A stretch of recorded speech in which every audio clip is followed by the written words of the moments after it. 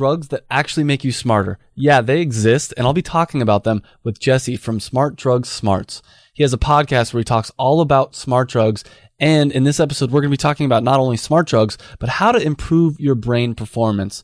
And we got off tangent a couple times in this episode, so I had to edit out some of the conversation.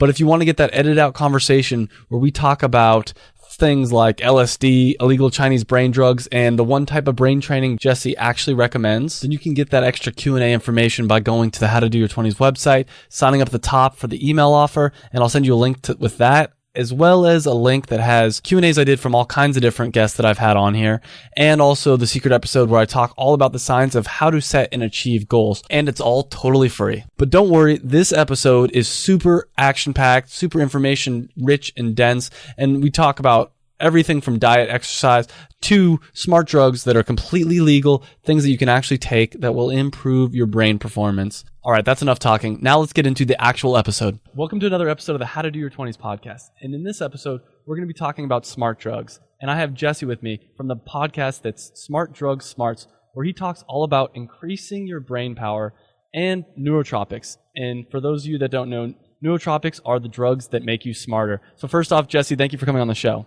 Hey, thank you. Really appreciate being here. So how did you get interested in smart drugs in the first place? Oh, gosh. I think I read an article in Maxim magazine probably like 15 years ago about a drug called Modafinil. And I was intrigued by the article, and it mentioned, well, you know, this is a prescription thing in the U.S., but you can generally order it from Canadian pharmacies without much problem. I was like, all right, I'll find a Canadian pharmacy and order this stuff. And I got my first jar of Modafinil in the mail a couple of weeks later, and I guess that kind of started me down the road. Kind was that? Did you enjoy the Modafinil? Yeah, it was weird. Although, I think I probably bought like 2 jars of it and then kind of stopped for a couple of years and forgot. Like, I was using it more as like a sleep avoidance strategy for a while in my mid to late 20s, just when I was really busy with stuff. And then just kind of forgot about it for a while and really kind of got re-energized into it when I got deeply back into computer programming a couple of years ago. I've had a couple different career phases, and for a while I was working in Hollywood, and when I got back into computer programming probably about 5 years ago, for whatever reason, caffeine and Modafinil jumped back into my consciousness as like, these would be interesting things to work into my computer programming sprints. Yeah, I've actually tried Modafinil once. I did not have a great experience, but I think partially it was because I took it on a day where I was exhausted, and I kind of took it as like, well, I'm exhausted, so hopefully this will bring me back. And how do I explain it? It worked for sure, but after about 8 hours, 10 hours, like I felt like I started to get like this migraine type thing, and anytime I'd go to work, it would start back up, and I'm like, all right, I just need to lay here and do nothing. I kind of want to try it again when I'm on a good night of sleep, but that's another story for another time. Interesting. Yeah, it's one of those drugs that I've talked with a ton of people about Modafinil over the course of the last couple of years, and people have really different reactions to it. I'd say most people have positive reactions, but yeah, some people, I talked with one woman that it gave her hives, and that's one of those things you read on the bottle, like, less than 1% of people will have these adverse reactions, but there are people that kind of thing happens to. And that's the thing for me personally about smart drugs, is that they're kind of scary, some of them, in the sense that there's a lot of unknowns. Specifically with Modafinil, for instance, there's this idea, at least to me, that if it works this good, then what are the downsides, the negative sides that we don't see? Yeah, I think that's a reasonable assumption, that there must be a trade-off. But on the other hand, not all things are zero-sum games. It's like, we certainly know that there are plenty of things you can put in your body that have all downsides with no upsides. I mean, nobody argues that point.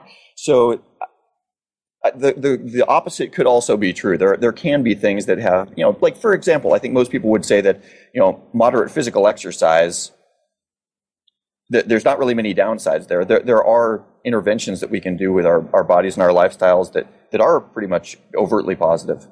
Yeah, that's a great point. So now I kind of want to shift gears here, and I know you've done a ton of episodes, and all your episodes tend to be geared towards improving brain performance. What are some of the best methods you've seen for improving brain performance? Oh boy. Well, I think that they all build on top of one another. And one of the things, even though the podcast has like smart drugs in the title and that's overtly sort of what we're about, I'd say that probably only about 50% of our episodes are really on a pharmaceutical approach to cognitive improvement. And one of the drum beats I try to continually bang is that you might get a couple of percent more effective or whatever based on a purely pharmaceutical approach. But if you're building on top of a crappy foundation because you don't have other lifestyle elements in place, it's probably really a bad approach. I wouldn't say, go out and get yourself a prescription to Modafinil before I'd say, well, if you're obese, get on a treadmill or change your diet or whatever it is. The easiest wins, I think, for most people are around removing toxins from their system and getting themselves up to what their physiological baseline should be, whatever their genetics and epigenetics are going to allow, before worrying about things like, throwing pharmaceuticals, nutraceuticals into the mix as well. Did that answer your question, or did I go way off the tracks? What do you, when you say toxins, what do you mean about toxins? No, well, I'm talking about everything from like a bag of Frito-Lay's potato chips. I mean, we have a ton of toxins in our environment, and part of that, I think, for most people, the majority of where we're getting horrible stuff into our systems is just diet. If you live in a polluted environment, you're breathing bad air. That's something. Clean water is obviously hugely important. And in some parts of the world, that can be just getting clean water is actually kind of a difficult thing. But for most of us that are living in the Western industrialized areas that we've got access to, clean food and water sources, one of the main places that toxins still get in is, even though we have access to good food, we might not be choosing to eat that good food. We might be eating a bunch of highly processed crap instead that is having deleterious effects on our physiology. And the three things that jump to mind, and I know I kind of blindsided you with that question, but diet, exercise, and sleep tends to be the things that come up over and over again, especially when people are talking about building a solid foundation. And I don't know, yeah. Did you ever read the books? I think it was Spark. It's all about exercise. Yeah, I did. I've been trying to get John Rady. Dr. John Rady is the author of that book, and I think a couple others now. And I think he's got a new one coming out. I've been trying to get him as a guest interview on the Smart Drug Smarts podcast. We have not gotten him yet, but I think when his next book comes out and he starts doing the promotional circuit again, I definitely want to get that guy on. Spark was a really interesting book, and actually just reading it changed my approach to exercise. I had always previously been kind of the go for long runs type of guy, and wasn't necessarily worried about really high impact, getting your heart rate as high as you possibly could for a short period of time, super strenuous exercise. And one of the main takeaways that I got from that book is that the super high intensity exercise, even if it's for shorter time, even if it's for less total hours per week than you might be doing with cardio stuff, is actually going to have the best effects for your brain and cognition afterwards. So yeah, that's definitely made me more of a weightlifting and sprints and really high intensity exercise type of guy. I love that book. I've always been someone that exercised a decent amount, but then after college, I have that brief period of time where it's like, I'm not really exercising as much. I don't feel quite as good as I used to. And it was great to read a book that kind of put the science behind it and said, hey, you need to get up off your ass and start moving around and you feel better. That's it, Yeah, it's like all these things. Humans are really, really good at recognizing things that have a short payoff cycle. It's like if you put your hand on a hot stove, it burns really, really fast. And you're like, I'm going to not ever put my hand on a hot stove again. But you do something that doesn't, it's like you go a couple days without exercise. It's like you don't feel too bad. And it's like it's sort of a slow onset, these bad results. And so you kind of don't notice these things that have these slower onsets. But that doesn't mean that they're not happening. And that's one of the great things about science is these long-term studies over large groups of people. It's like they can say, look, you might not notice this thing that's happening, but it's happening. Here's the data behind it. Here's the statistical significance. You really should pay attention. Yeah. I want to circle back around to diet. And I found too, and that's another example, it sounds really obvious when people say it, is like having a good diet. But what does having a good diet for you mean as far as brain performance goes? Do you have an optimal diet to follow?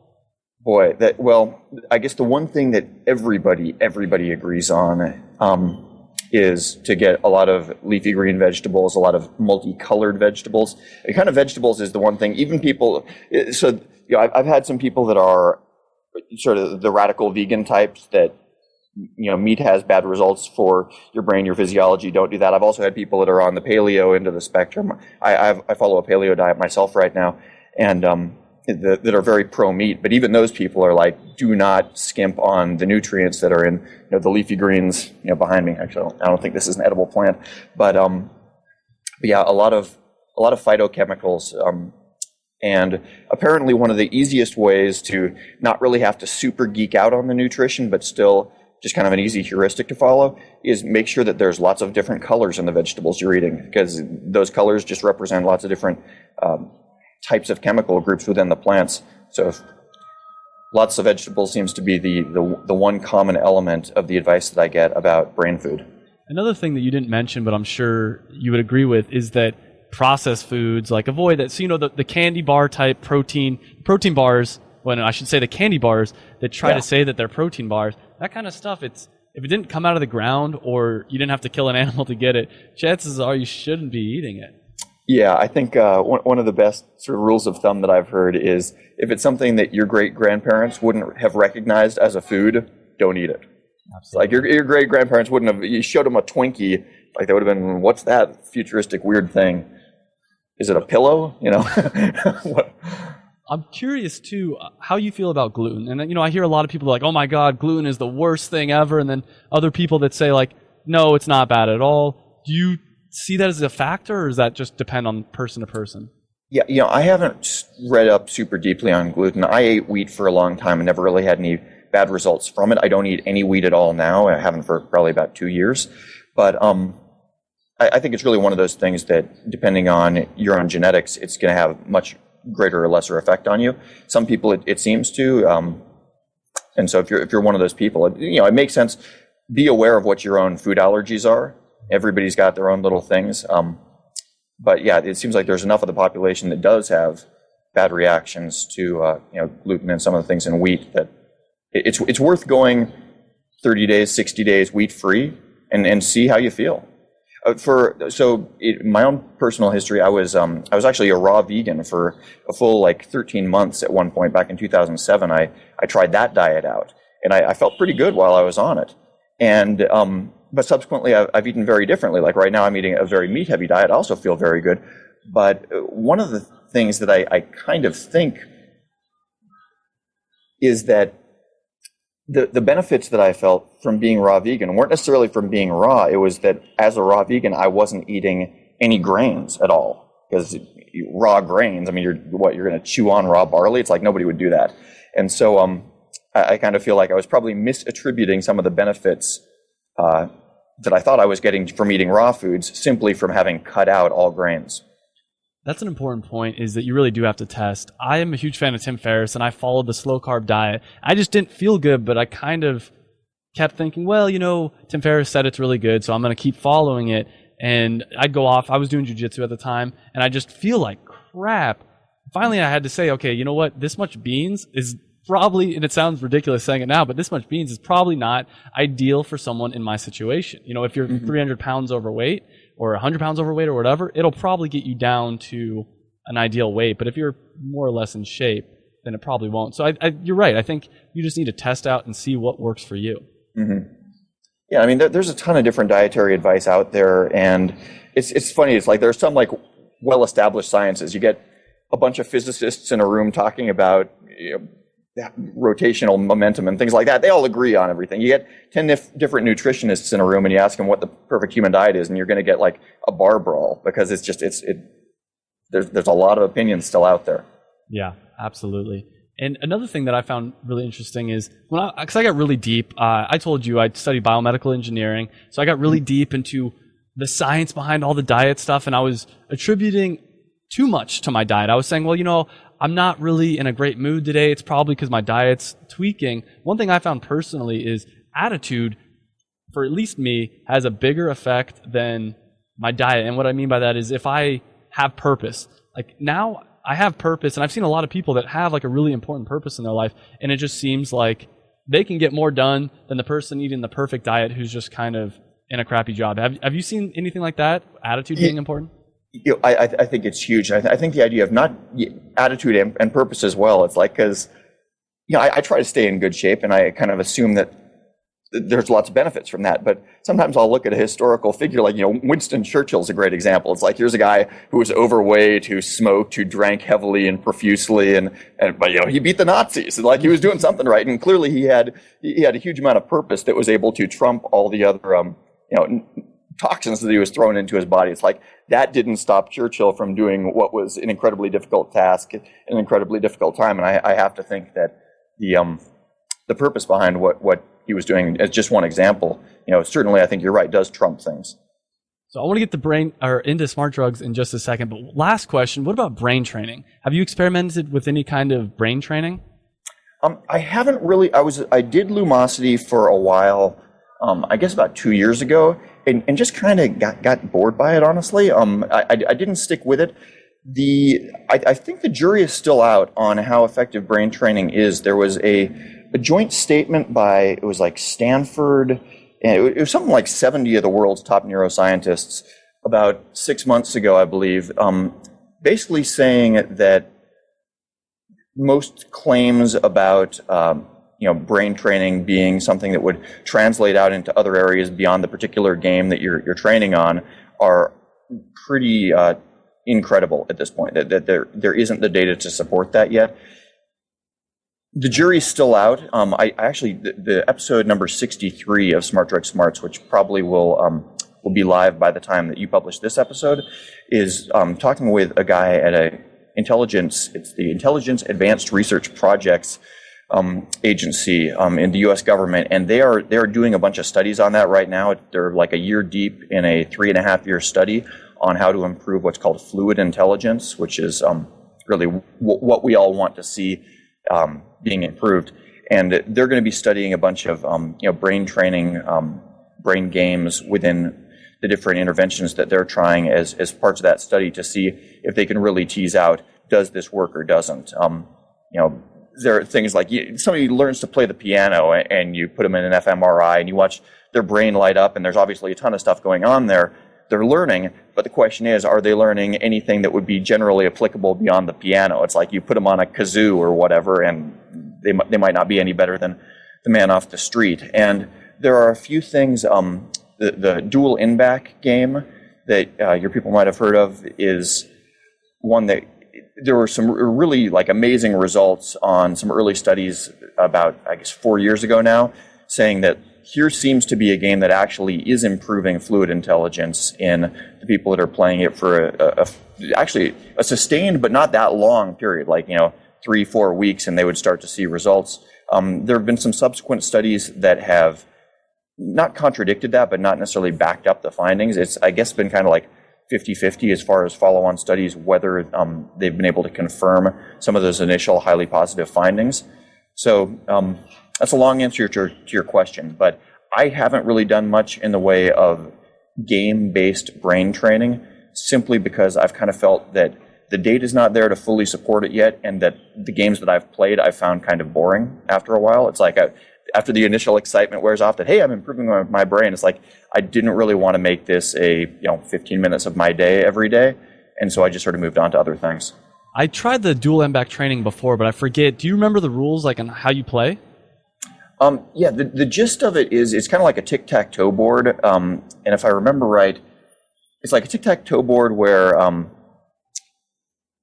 different numbers will pop up in the 8 holes around the side, and you hear a sound and get a visual cue at the same time.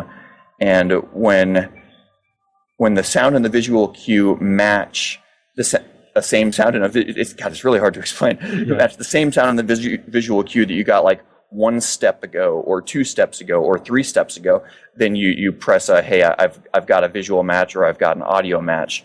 And the first level or two where it's matching what you just saw or what you just heard is really simple, and you blow through those levels quickly. But when you get to where you need to remember what you saw and you heard several steps ago, and you're having to remember all these different steps intermediarily, it gets really hard really fast. But what's interesting is, as much as it kind of makes your brain I can't remember, you do actually get better pretty quickly. If you do it for a period of a couple of days, couple of weeks, you'll be able to go 2 or 3 times deeper into the levels than you initially could.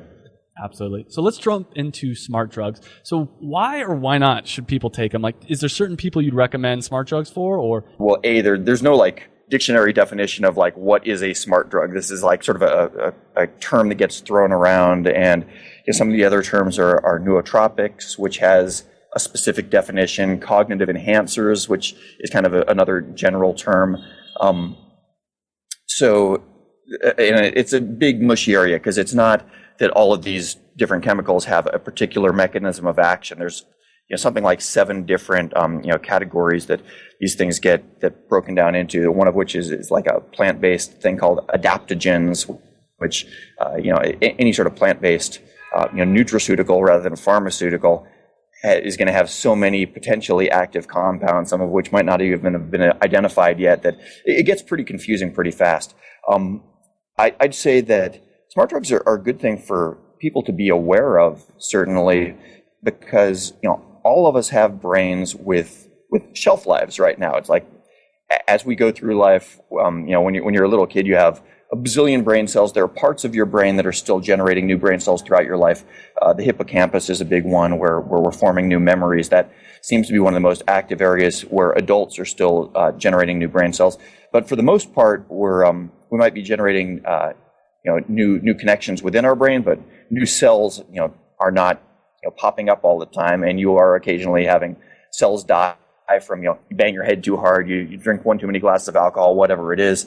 And so a lot of these smart drugs, what they'll be doing is what's just called neuroprotection, of basically making the brain cells a little bit less likely to get diseased, to have their cellular machinery wear down and stop working. And basically, by having more neuroprotectives in your system, you push back the effects of brain aging, which is a good thing. It's like I would rather have a grand piano fall on me when I'm 70 and be perfectly mentally clear up until that point, versus at 50 have my cognition start dropping year by year until I'm a vegetable at 85 or whatever.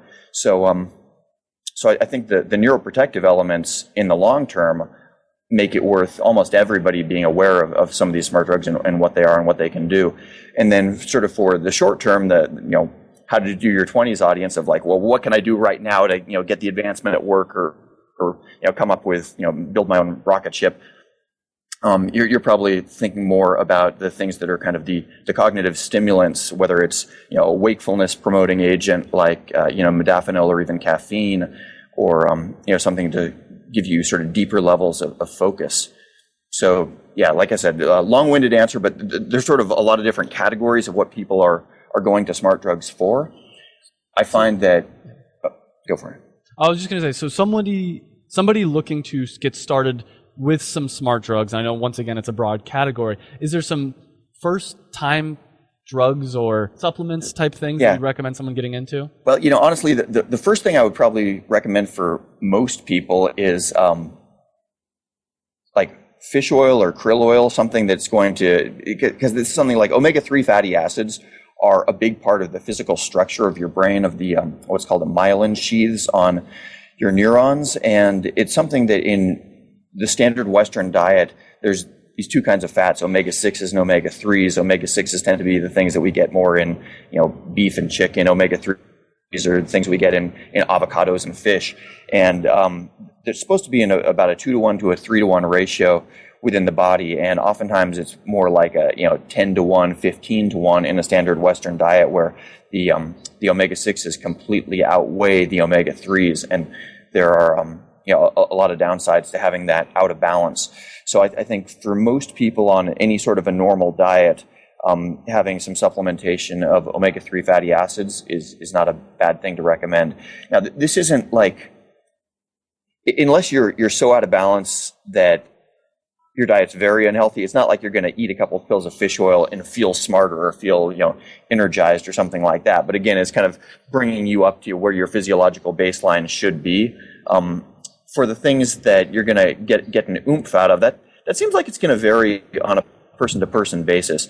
It's like, we mentioned modafinil and armodafinil, which is a sort of an offshoot chemical, but very chemically similar, a couple times.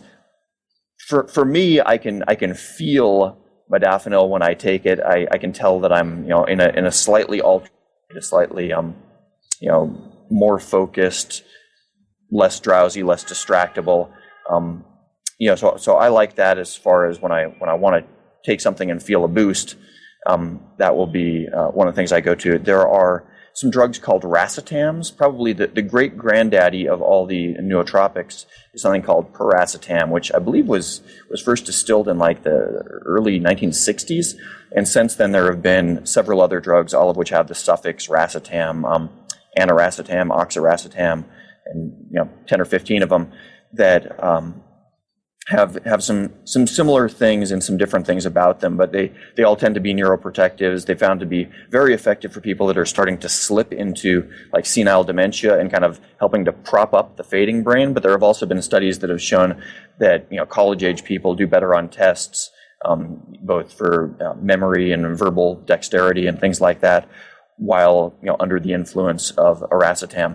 Now, so I was super excited to take piracetam the first time I got some, because I read all these positive things about it and that it could have good effects even on young people's brains and blah, blah, blah. And I took it and I felt nothing. I just didn't feel it.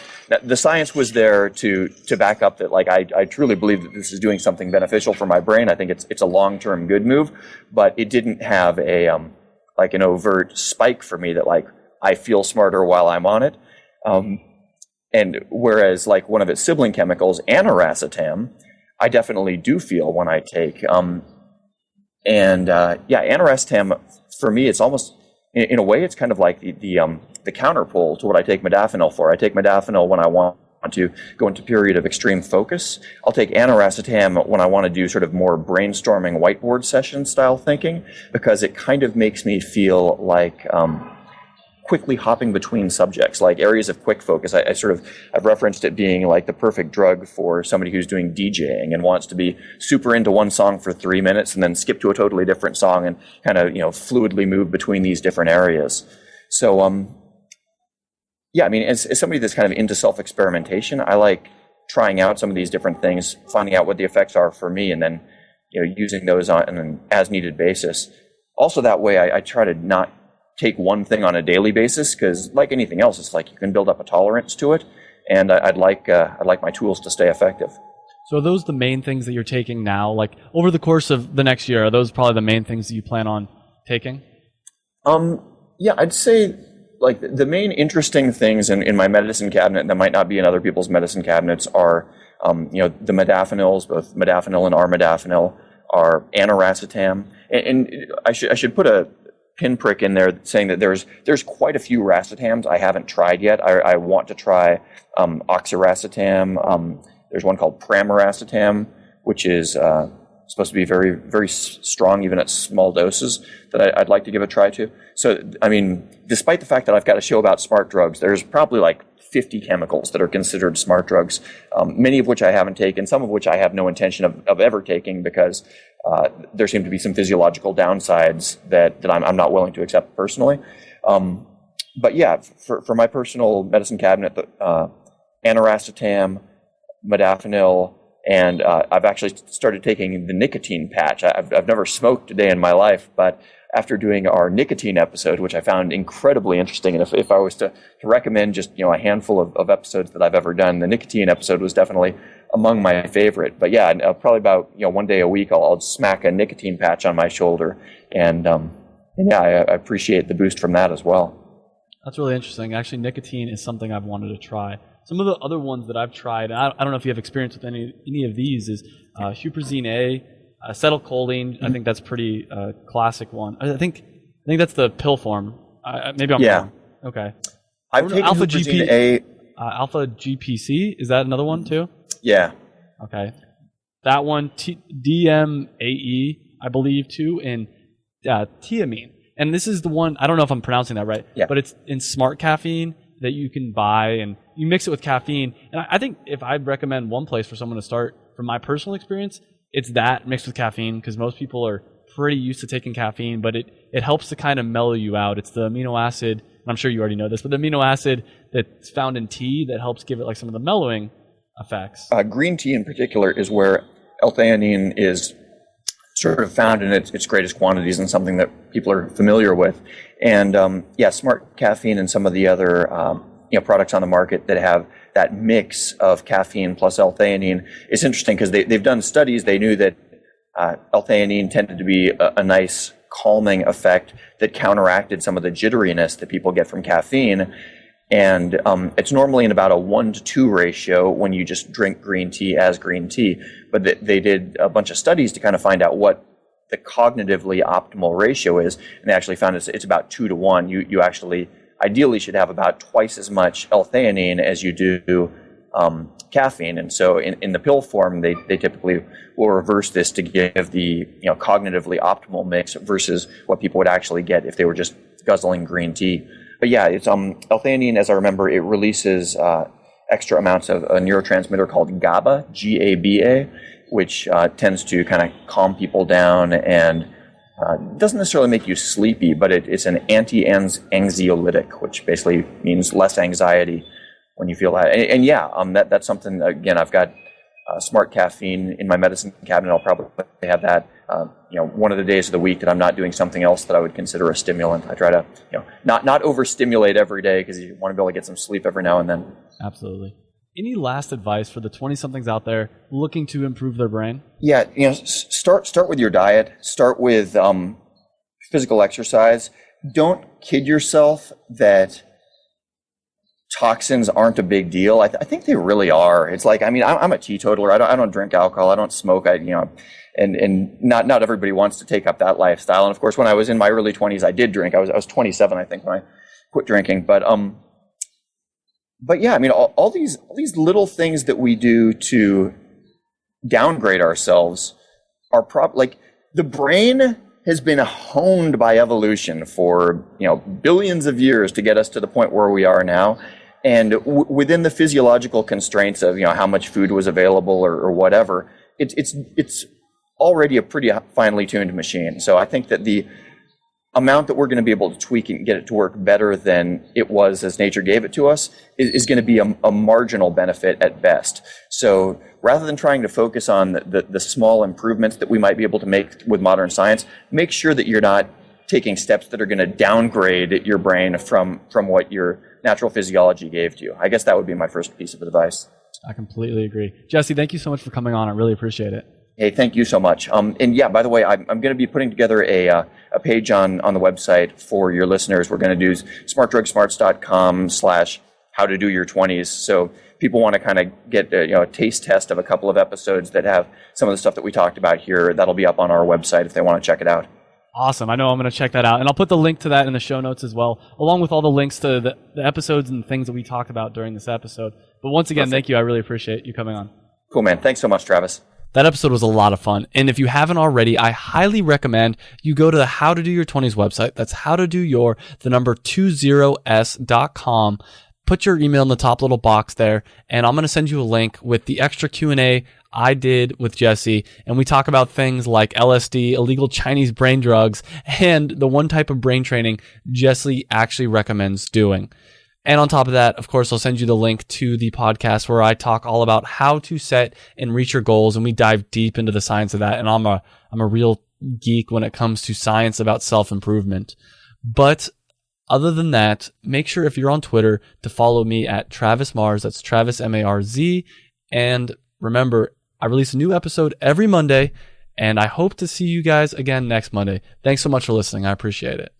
Hey guys, I hope you enjoyed that video. And if you did, make sure you hit the big red subscribe button down below.